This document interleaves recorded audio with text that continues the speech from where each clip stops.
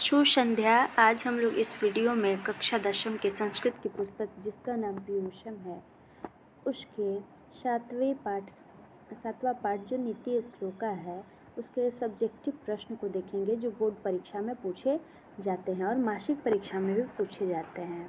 तो इसमें से 2 प्रश्न हम लोग देख चुके हैं, आगे वाला प्रश्न देखते हैं। चलिए देखते हैं। नीच मनुष्य कौन है? पठित पाठ के आधार पर स्पष्ट करें। नीच मनुष्य का अभिप्राय निम्न जाति में जन्म लेने वाले से नहीं है। सत और असत कर्मों में संलग्न रहने वाला मनुष्य भी नीच की श्रेणी में नहीं आता है। जो बिना बुलाए हुए किसी सभा में प्रवेश करता है, बिना पूछे हुए बहुत बोलता है और नहीं विश्वास करने वाले लोगों पर विश्वास करता है, तो ऐसे ही व्यक्ति को नीच यानी नराधम कहा गया है। नराधम का अर्थ ही होता है नर यानी पुरुष और अधम यानी नीचे, नीच मनुष्य, नीच पुरुष। यानी नीच मनुष्य का अभिप्राय छोटी जाति में जन्म लेने वाला या सत्य और असत्य के रास्ते पे चलने वाले से नहीं है।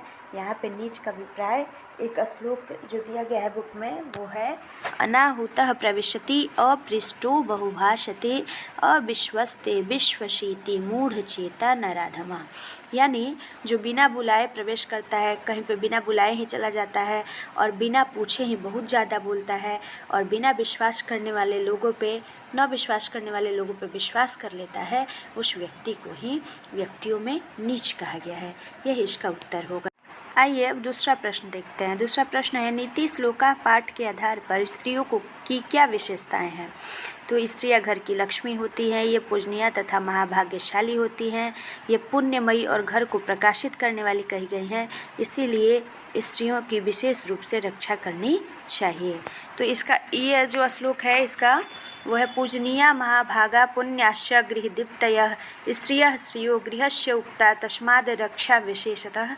इसी का अर्थ लिख देंगे तो हो जाएगा कि स्त्रियाँ पूजनीय होती हैं, महान भागों वाली होती है, पुण्य देने वाली होती है, घर को उज्जवल करने वाली होती हैं। स्त्रियाँ घर की लक्ष्मी कही गई हैं, इसलिए उनकी विशेष रूप से रक्षा करनी चाहिए।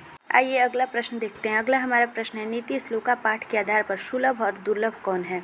सदा प्रिय बोलने वाले अर्थात जो अच्छा लगे वही बोलने वाले मनुष्य सुलभ हैं। यानी जो सबको प्रिय लगता है वही लोग बोलते हैं, चाहे वो गलत बात ही क्यों ना हो, उसकी बड़ाई मुंह पे करते हैं।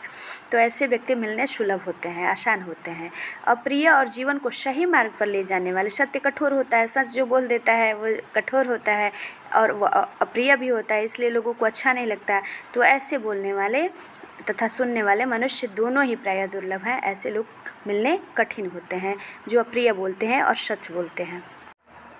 यानी जो मुंह पे अच्छा बोलते हैं भले ही वो गलत बात क्यों ना है, ऐसे लोग सुनने वाले भी उनको बहुत अच्छा लगता है कि वो मेरे बारे में बड़ाई कर रहा है, अच्छा बोल रहा है।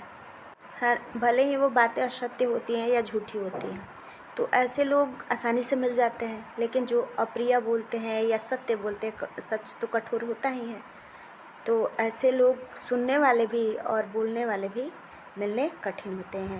यही इसका अर्थ हुआ। आज के लिए बस इतना ही। अब अगला वीडियो अगले वीडियो में अब बाकी जो सब्जेक्टिव प्रश्न है वो अगले वीडियो में देखेंगे। धन्यवाद।